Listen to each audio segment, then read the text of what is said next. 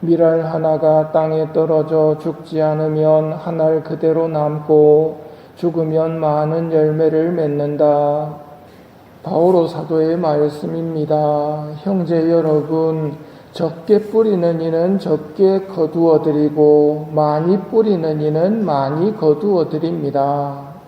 이 말씀은 현세에도 해당되지만 내세에도 적용되는 말씀입니다. 우리가 열심히 살아가야 하는 이유 중에 하나이기도 합니다. 천국, 연옥, 지옥 이렇게 알고 있지만 천국도 여러 레벨이 있습니다. 연옥도 여러 레벨이 있습니다. 지옥이라고 해서 같은 지옥이 아닙니다. 레벨이 있습니다. 조금이라도 더 착하게 살아야 하는 이유가 거기에 있습니다. 그게 마땅한 일이지요. 예수님께서 말씀하십니다. 사람이 온 세상을 얻고도 제 목숨을 잃으면 무슨 소용이 있겠느냐? 사람이 제 목숨을 무엇과 바꿀 수 있겠느냐? 사람의 아들이 아버지의 영광에 쌓여 천사들과 함께 올 터인데 그때에 각자에게 그 행실대로 갚을 것이다. 행실대로 갚는다는 말은 뿌린 대로 거둔다는 말과 같은 맥락의 말씀입니다. 예수님께서 이렇게도 표현하셨습니다. 내가 진실로 진실로 너희에게 말한다. 밀알 하나가 땅에 떨어져 죽지 않으면 한 알 그대로 남고 죽으면 많은 열매를 맺는다. 자기 목숨을 사랑하는 사람은 목숨을 잃을 것이고 이 세상에서 자기 목숨을 미워하는 사람은 영원한 생명에 이르도록 목숨을 간직할 것이다. 우리 죽음을 밀알의 비유로 설명하십니다. 우리는 한 알의 밀알입니다. 안 죽으려고 애쓰면 한 알 그대로 남고 죽음을 받아들이면 많은 열매를 맺습니다. 이 세상에서 죽지 않으려고 하면 세상과 타협해야 합니다. 세상 눈치를 안 보면서 살 수는 없거든요. 그렇게 살더라도 결국은 죽습니다. 그렇게 죽으면 한 알 그대로의 죽음입니다. 한 알의 밀알이 죽어야 많은 열매를 맺는데 죽지 않으면 그럼 불량씨앗입니다. 버려져 짓밟힐 따름이지요. 오늘 축일을 맞으시는 라우렌시오 부대님은 박해시대 때 교황님을 모시고 있던 분으로 재정 담당이셨습니다. 박해가 심해지면서 황제가 교황님에게 사형을 선고합니다. 부대님은 슬퍼하면서 교황님을 만나러 가는데 황제가 부대님에게 교회 재산 몰수한다고 재산 모두 가지고 오라고 명령을 합니다. 교황님을 만났을 때 슬퍼하는 부대님에게 교황님이 말씀하십니다. 내가 죽고 사흘 후면 자네도 여기 있을 거야. 나와 같이 있을 거야. 그 말을 듣고 라우렌시오 부대님은 매우 기뻐하며 황제에게 재산 정리하는데 3일의 시간을 달라고 이야기하고 3일 동안 교회 재산을 모두 가난한 이들에게 나누어 줍니다. 그리고 황제에게 우리 교회의 재산은, 교회의 보물은 바로 이 가난한 사람들이다 라고 이야기를 합니다.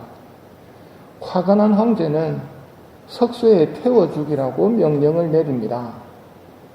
라우렌시오 부대님은 왜 세상과 권력자와 타협하지 않았을까요? 타협했으면 조금 더 살 수야 있었겠지만 영원한 것을 잃게 되기에 타협하지 않았던 것입니다. 프란치스코 교황님께서 3년 전 라우렌시오 부제 축일에 종신 부제들과의 만남을 가지면서 이걸 강조하셨습니다. 교회의 뿌리로 돌아가라. 교회의 뿌리로 돌아가라. 교회의 뿌리를 보면 부재직의 이유가 나오지요. 우리가 하느님의 말씀을 제쳐놓고 식탁 봉사를 하는 것은 바람직하지 않습니다. 여러분 가운데 평판 좋고 성령과 지혜가 충만한 사람 7을 찾아 그들에게 이 직무를 맡기고 우리는 기도와 말씀 봉사에만 전념하겠습니다. 그래서 뽑힌 7이 부재지요. 사도들은 기도와 말씀 봉사에 전념하고 그 외에 교회 운영에 필요한 모든 문제는 부재들에게 맡깁니다. 교회가 짠맛을 잃지 않으려면 초기 교회 때로 돌아가야 함을 교황님은 강조하십니다. 한번 생각해 보십시오. 초기 교회 때 모습, 중세 교회 때 모습, 그리고 지금 교회의 모습, 언제가 가장 좋았을까요? 하느님 보시기에. 초기 교회지요. 가장 맛이 갔다고 평가되는 데가 언제입니까? 중세지요. 오늘날도 뭐 만만치 않습니다만 다른 측면에서 한번 봅시다. 초기 교회와 중세 때와 지금 중에 언제 교회가 가장 부자였을까요? 가난할수록 하느님 마음에 들었습니다. 가난할수록 성령의 은사가 풍부했습니다. 그래서 교황님께서 교회의 뿌리로 돌아가라고 말씀하시는 게 아닌가 싶습니다. 나를 섬기려면 나를 따라야 한다. 예수님의 삶을 따라야 합니다. 예수님 따르겠다고 하면서 예수님의 삶과 전혀 관계없이 살고 있고, 성모님을 따른다고 하면서 성모님의 삶과 전혀 관계없이 살면서 따른다고 목소리만 높입니다. 하느님께서 어떻게 보실지 모르겠습니다. 내가 있는 곳에 나를 섬기는 사람도 함께 있을 것이다. 누구든지 나를 섬기면 아버지께서 그를 존중해 주실 것이다. 천주 성부의 존중을 받는다는 거, 이거 어마어마한 일입니다. 하느님 아버지께 존중받는 법이 뭡니까? 지금 예수님이 알려주셨죠. 누구든지 나를 섬기면 아버지께서 그를 존중해 주실 거라고. 예수님을 섬기십시오. 그러면 성부께로부터 존중을 받을 수 있습니다. 예수님을 섬기려면 예수님의 뒤를 따라야 합니다. 자기 뜻대로, 자기 생각대로 예수님을 이용하려고 하면 안 됩니다. 성부께서 우리에게 삶을 허락하시는 이유는 나와 내가 사랑하는 사람들의 구원을 위해서, 또 세상의 평화와 죄인들의 회개를 위해서 사용하라고 허락하신 시간인지도 모릅니다. 이 시간을 낭비하는 것은 죄입니다. 고해성사 보면서 내 시간 낭비한 적 없는지 되돌아보셔야 됩니다.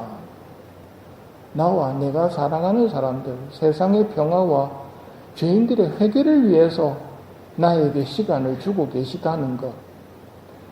회개와 평화의 열매를 맺도록 기도와 희생을 많이 바쳐야 합니다. 적게 뿌리는 이는 적게 거두어 드리고 많이 뿌리는 이는 많이 거두어 드립니다. 하느님께서는 기쁘게 주는 일을 사랑하십니다.